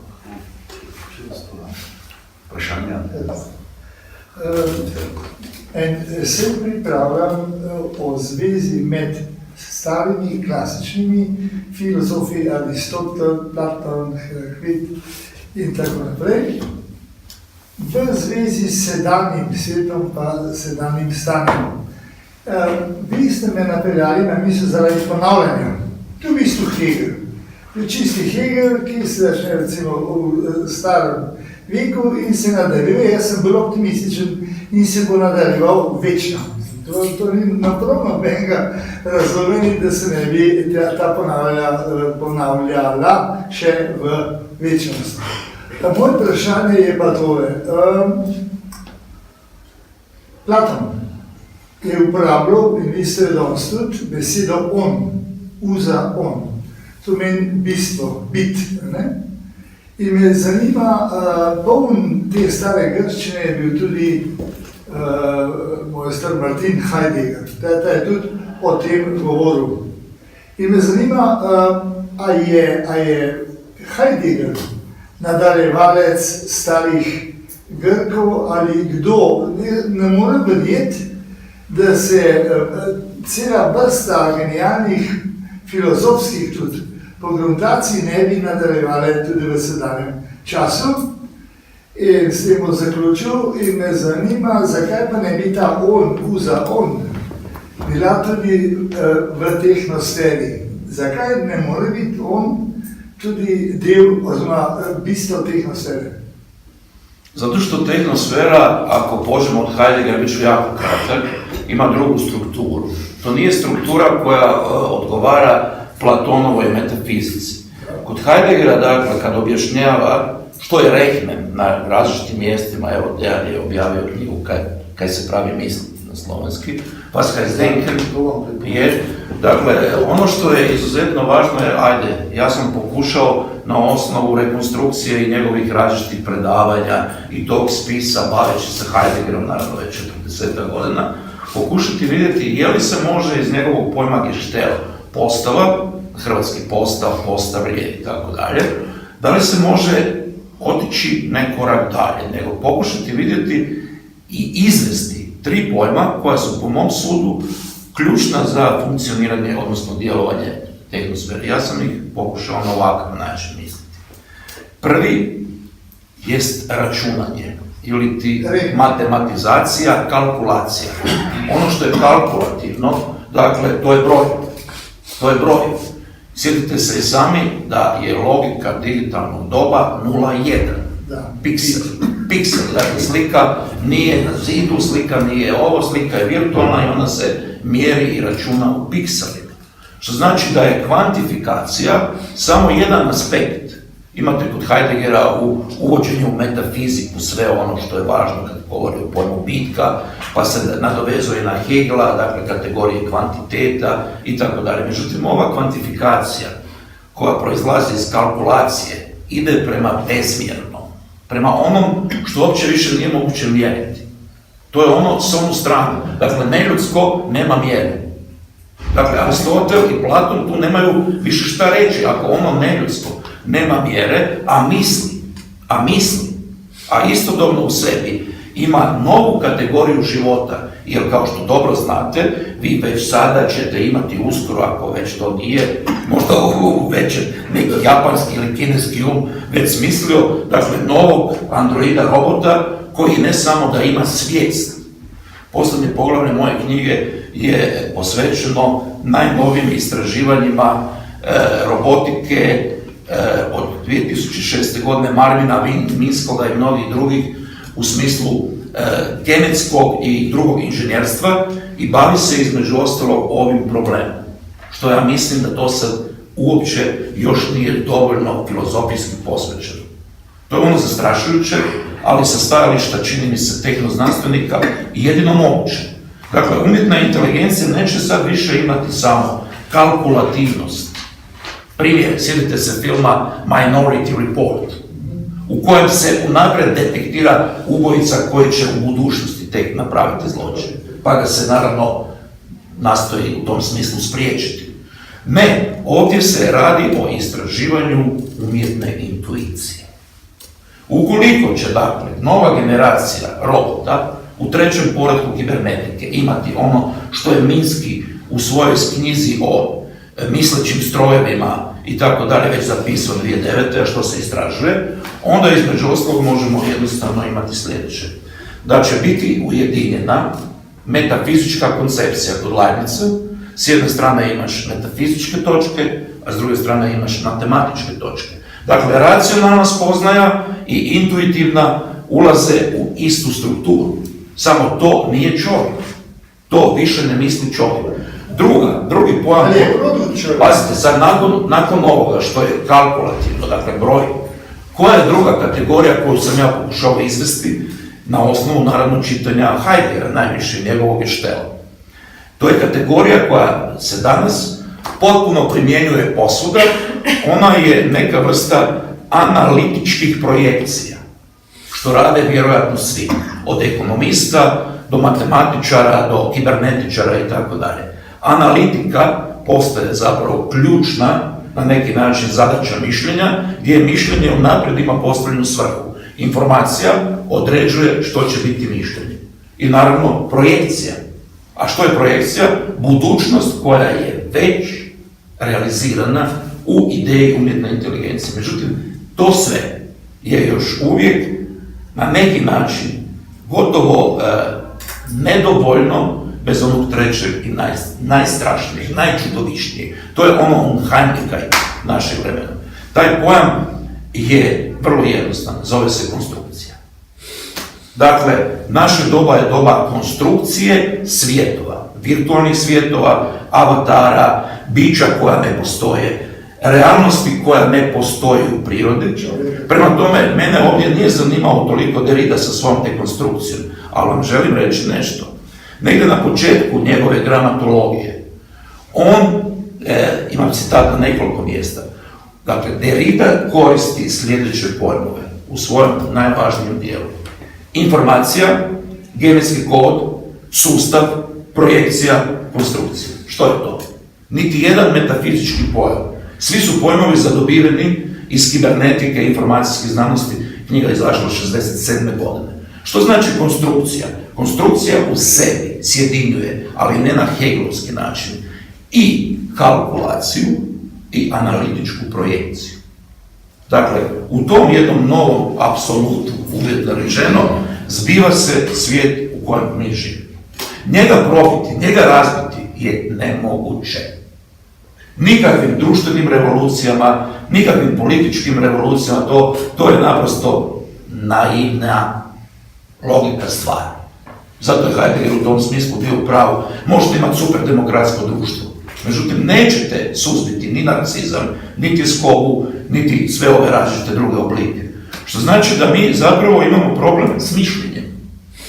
Vi ste u pravu, dakle, Platon nije nesuvremen mislilac, ali za ovo s čim se mi suočavamo, možda eventualno možemo promisliti samo je li možda u njegovom spisu koji je u Hrvatskoj izašao pred nekoliko mjeseci u briljantnom prijevodu Damira Barbarića, u Fajnomeni je izašla i recenzija Skladba svijeta, dakle imamo Timeja na hrvatskom, sjajan prijevod Damira Barbarića i komentare, je li moguće ta kora ili hora u kojoj Sutlić završava svoju knjigu, da to nije ništa, nego to ništa nije na granici svjetova, nego paradoksalno da to ništa sada ulazi u sam sustav, da je to ništa s onu stranu ljudskoga, a istodobno nas određuje.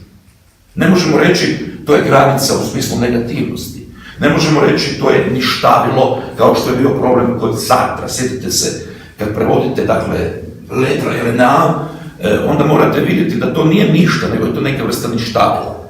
Ovdje mi nemamo zapravo adekvatne riječi. Zašto? Zato što je tehnosfera naselila sve.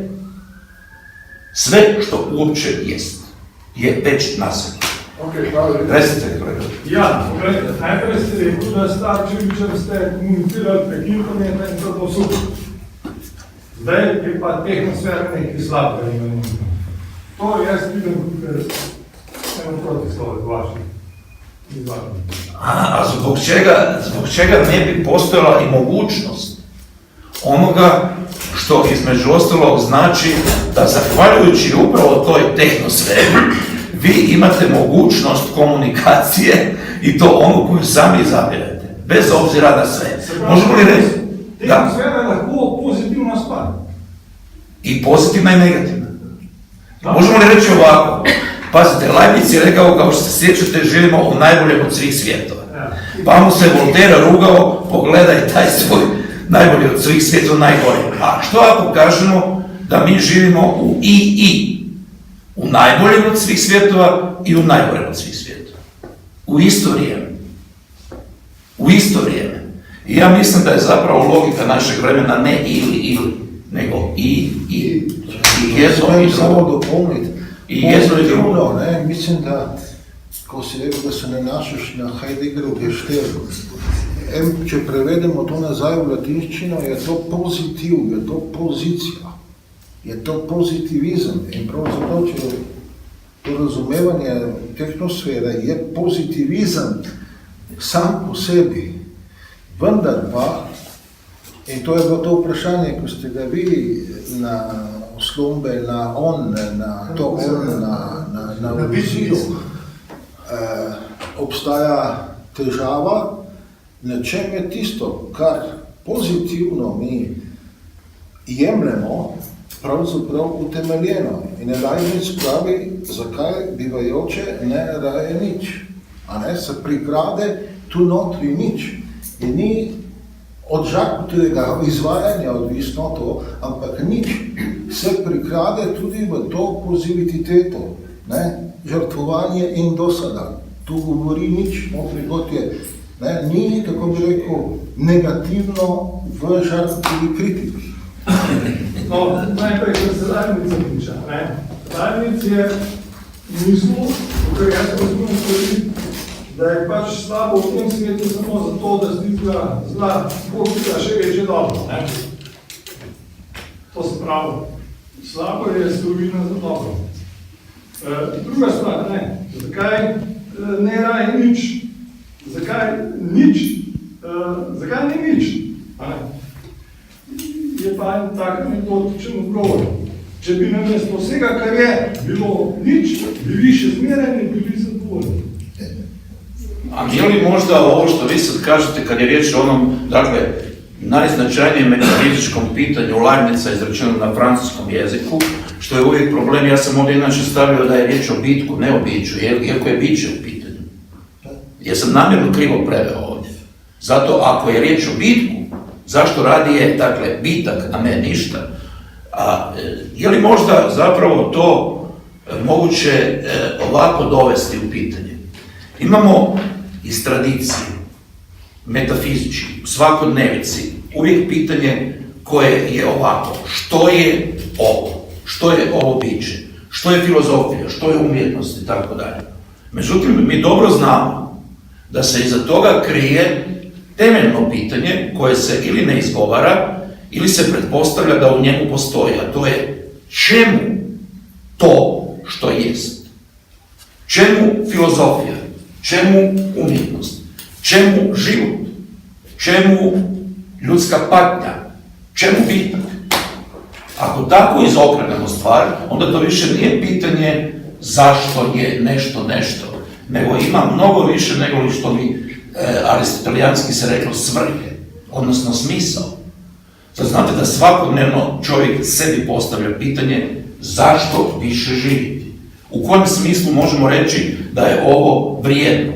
Ja sam danas imao jedan razgovor sa Jankom gdje smo se dakle doticali upravo ovih pitanja i ima jedna zanimljiva stvar na koju bih htio podsjetiti.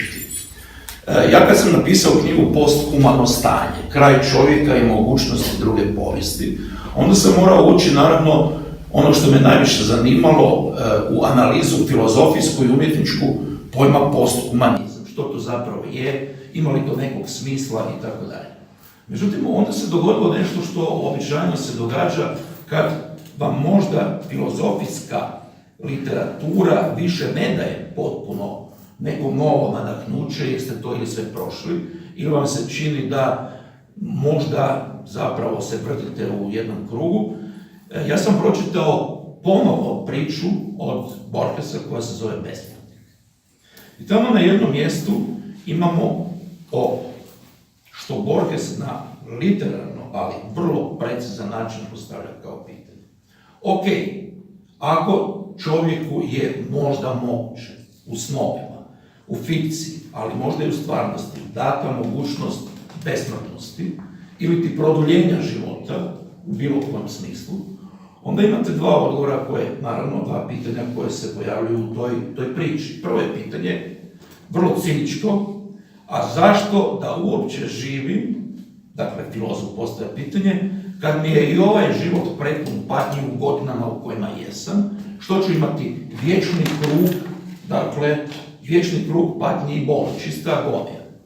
Drugi odgovor na to pitanje je, naravno, također pitanje. A što ako nam je besmrtnošću dano užitak u mišljenju kao bit ljudskog života? Što znači da ovo drugo pitanje pretpostavlja nadilaženje tjelesnosti, nadilaženje bolu, nestanak čega? Nestanak čovjeka u bitnom smislu. Ne možemo nikad zaboraviti da smo bića koja dijele i sa drugim bićima upravo ovakvu strukturu, ovaj fakticitet.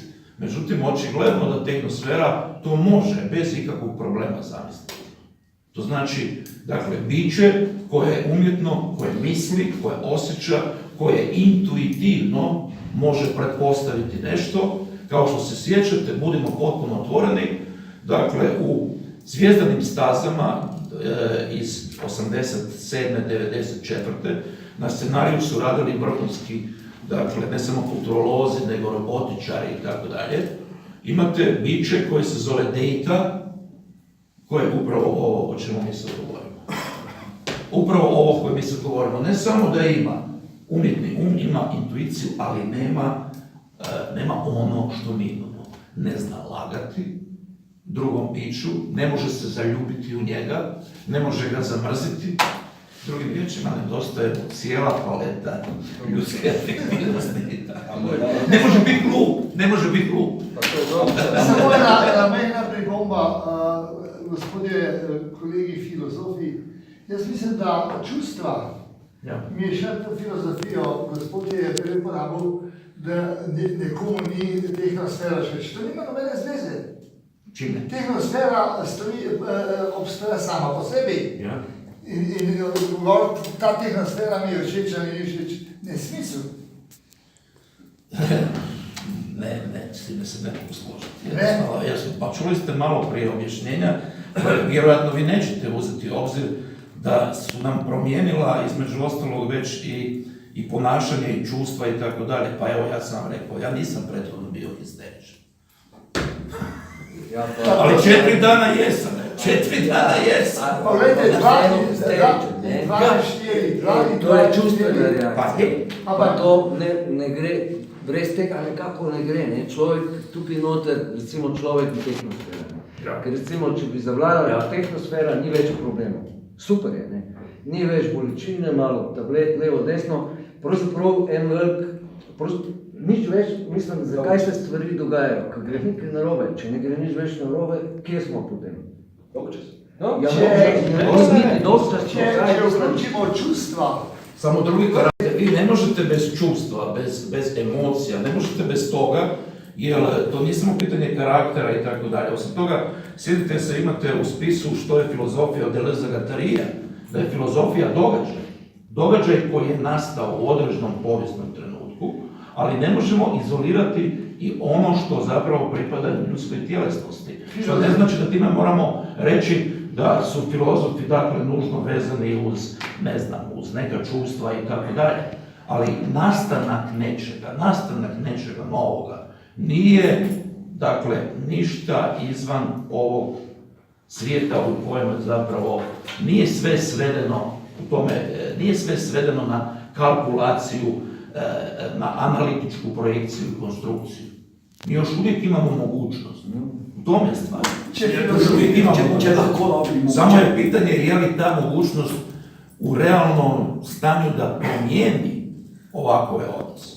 A je ta možnost v bistvu vsebovana v pesniškem vidu Hölderlina, ki si ga v tem pogovoru tudi navedel, in sicer o razliki med znaki in znami in značenjem v vašem. Pa, dobro, ajde, možemo se nastaviti razgovor bez daljnjega, ali evo, ja sam dakle, normalno, bitno vezan svojim spisima. Drago mi je da je moj prevoditelj, dakle, Slike bez svijeta ovdje, koji je zaslužan za prijevod koji se pojavio u Novoj reviji i tako dalje, gospodin Krušić ili tako.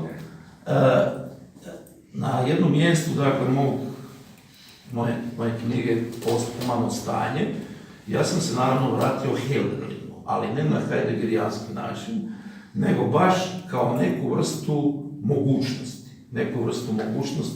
da vidimo je se može parirati ovom, dakle, gotovo bi se reklo, mefistovskom svijetu tehnosfere. Da kažem na jednom mjestu jako lijepom hrvatskom prijevodu Zvonimira Markonjića. Čak je zapravo, ja ne znam, može se često reći da ponekad se dogodi da je čak prijevod bolji, ljepše vam zvuči nego original. Zamislite tako neku sablazan reći da prijevod bolje na hrvatski zvuči nego na njemačkom. Dobro, oprostite na ovo što sam sad rekao, ali ovako izgleda taj stih, ovako ide. S time ću završiti, može? Znakovi smo bez značenja i jezik gotovo da izgubismo u tuđini. Always. Bravo.